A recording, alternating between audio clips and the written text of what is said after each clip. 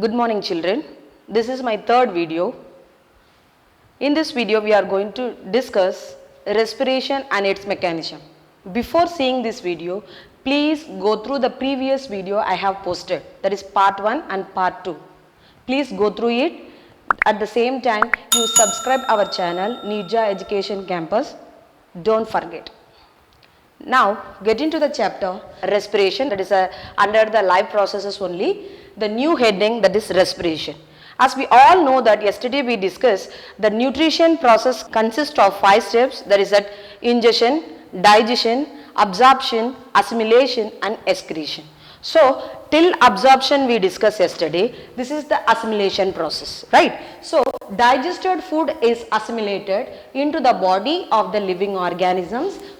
Food is mainly for two purpose. It is used for two purpose. Before that we should know what is mean by assimilation. Assimilation means once the food absorbed by the blood and converts into energy. Once it converts energy, the entire energy is distributed even as cell also. That process is called assimilation. So now yesterday the small intestine absorbed all the food material, digested food material with the help of microvilli and sent to blood.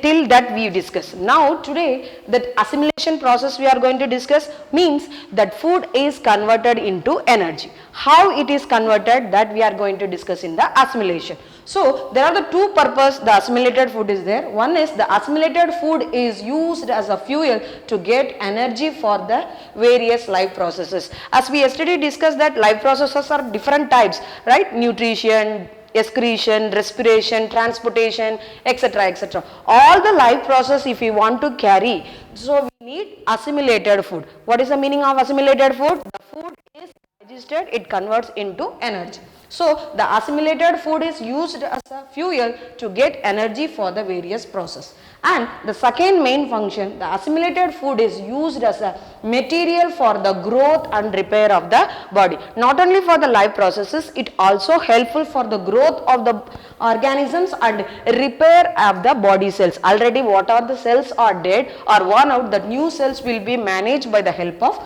assimilated food. Right. Next we have to discuss what is mean by respiration. The respiration terms we have to do. Respiration means the food is releasing energy. That process is called respiration. We can tell in the scientific word, oxidation of food is called as respiration, right? So the food is converted into energy. That process is called respiration. One more term we can tell, oxidation of food is called respiration, right? Now I am writing the definition for the respiration. The food release into energy, that process is called respiration, or we can tell that oxidation of food.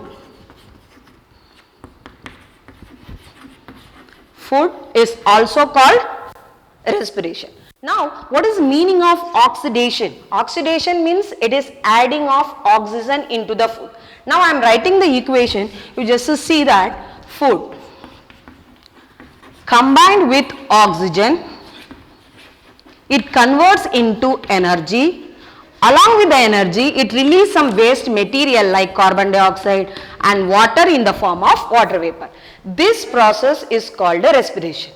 So the respiration is, that is the equation, the food when combined with oxygen, it produces energy. Along with that energy, it produces carbon dioxide as well as water. We should know that what are the end product of carbohydrate? Protein and fat. Right, the carbohydrate finally converts into glucose, that is the end product of carbohydrate. The protein converts into amino acid, that is the end product of protein. Fat is converted into two substances, that is called fatty acid as well as glycerol. So this is the important question children, what are the byproducts we are getting from carbohydrate? Protein, fat means you have to write glucose, amino acid, fatty acid as well as glycerol. Now this amino acid and fatty acid will be stored in our body. The amino acid helps for the synthesis of protein. At the same time this fatty acid and glycerol involved for the energy purpose, along that it is go and deposited on the adipose tissue.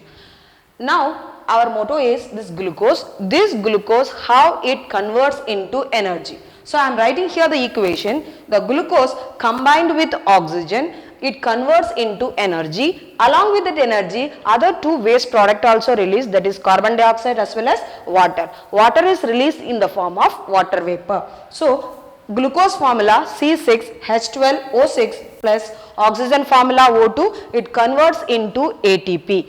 This is the energy. Energy in the chemical term we can tell it is a ATP. All the three letters are capital. So A for adenosine, T for tri, P for phosphate. So ATP means adenosine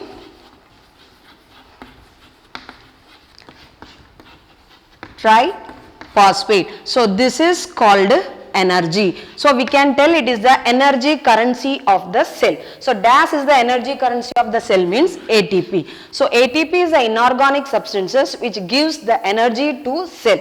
Right. So along with that carbon dioxide and water it is producing. Next we are going to discuss the types of respiration. Based on the oxygen, the respirations are classified into two types.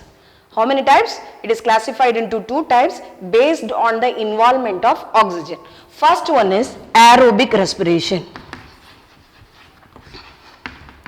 Second one is anaerobic respiration. Aerobic, another one is anaerobic. So here that oxygen is compulsory present. This is anaerobic means an means absence. So the absence of respiration is occur. Without oxygen the respiration occur with, that is called anaerobic respiration. First one is oxygen is present, oxygen is absent. Mostly the aerobic respiration occur in all living organisms like plants, microorganisms, animals, etc. But anaerobic respiration occur in certain organisms like bacteria, yeast, and sometimes it occurs in human muscles also. How? I will explain later. Then it is also occur in germinating seeds. So the seeds going to germinate, that time this process, germination process also, this anaerobic processes occur. Now the aerobic respiration occurs, that organisms are called aerobus. So what is aerobus means? The organisms which involved for the aerobic respiration, that organisms are called aerobus. Example, plants and animals. Clear? Next, those who are the animals or organism involved for, without oxygen they are doing respiration, they are releasing energy. Those animals are called anaerobus. Okay, so you should know the difference between aerobus and anaerobus. Aerobus means those who are the organism getting energy in the presence of oxygen, and another one is without oxygen they are releasing energy, that animals are called, that organisms are called anaerobus. Example, yeast and certain bacteria, not all the bacteria are anaerobus, certain bacteria like Zymomonas mobilis, etc. Now we are going to discuss the difference between aerobic and anaerobic respiration. As we already in the previous slide I told that the presence of oxygen is must in the aerobic respiration. In anaerobic respiration oxygen is not important, it is not at all required. Those organisms is called anaerobus, I told already, example yeast and certain bacteria. Now this aerobic respiration is occur in two steps. What are the things means? First, glucose is converted into pyruvate. You know the formula of glucose, C6H12O6. This glucose is converted into pyruvate. Right? This pyruvate formula is C3H4O3.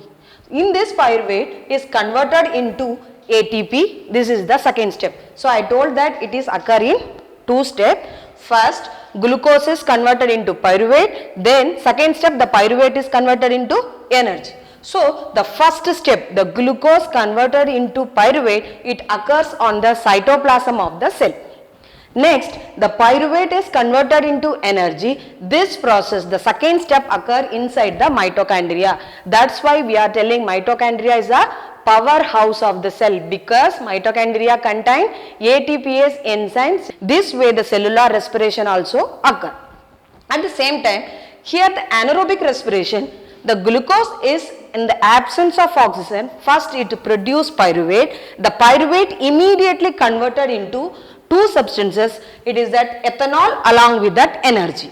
But ethanol, it is a ethyl alcohol, it is a alcohol, it is not produced in human body. I told that sometimes anaerobic respiration occur in human body also. This ethyl alcohol produced in yeast or bacteria. That is the reason yeast and bacteria are involved for the process of fermentation, producing of beverages, right. So this is the byproduct, the pyruvate acid is converted into ethanol along with that energy produced. In human body, it is when the human is doing severe exercise, vigorous exercise, that time what will happen? Our body getting lack of oxygen. So meantime the oxygen, without oxygen also the respiration process is occur in certain muscle area. That process is called anaerobic respiration. So now glucose is converted into pyruvate, the pyruvate is converted into lactic acid. So C3 is the same molecules, carbon 3 only, but the hydrogen atom will be 6 here, C3H6 and O3. This is called the lactic acid. So the lactic acid is produced in the human body, ethyl alcohol produced in yeast and certain bacteria. That process is called the fermentation. So this, here if you see this, aerobic respiration occur in two steps, but anaerobic respiration is occur in only one step, where means it occurs in the cytoplasm. Because anaerobic respiration, no oxygen, so without oxygen mitochondria process will not be occur. So the entire process occur in only one step, that is occur on the cytoplasm.